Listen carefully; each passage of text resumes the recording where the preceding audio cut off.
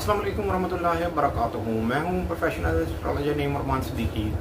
कमर दर अकरब कौन सी डेट पर होने जा रहा है, इसका कितना दौरानिया होगा, मैं यहां पर आपको वेस्टर्न हिसाब से बताने जा रहा हूं। कमर दर अकरब में कोई भी ज़रूरी और ख़ास काम नहीं करना चाहिए। अगर आपके पैदाइशी जायशे में नाकिस है तो कमर दर अकरब होने से पहले लीकवट या 2.5 किलो गंदम का सदका निकालें। डेट और टाइम नोट कर लें। 18 अगस्त 2026 की डेट है। टाइम है 2:45 ये AM का वक्त है जिस वक्त मून स्कॉर्पियो में जाएगा।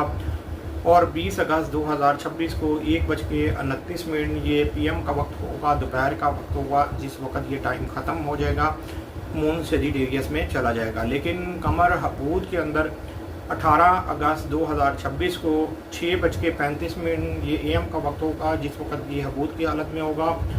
और 18 अगस्त 2026 को जिस वक्त ये हबूत की हालत से बाहर निकलेगा, ये 8:30 ये भी AM का वक्त होगा, इस वक्त ये हबूत की हालत से बाहर निकल आएगा। लेकिन कमर दर अकरब का जो वक्त ख़त्म होगा वो 20 अगस्त 2026 को 1:29 ये PM का वक्त होगा जिस वक्त ये टाइम ख़त्म हो जाएगा, मून सेजिटेरियस में चला जाएगा।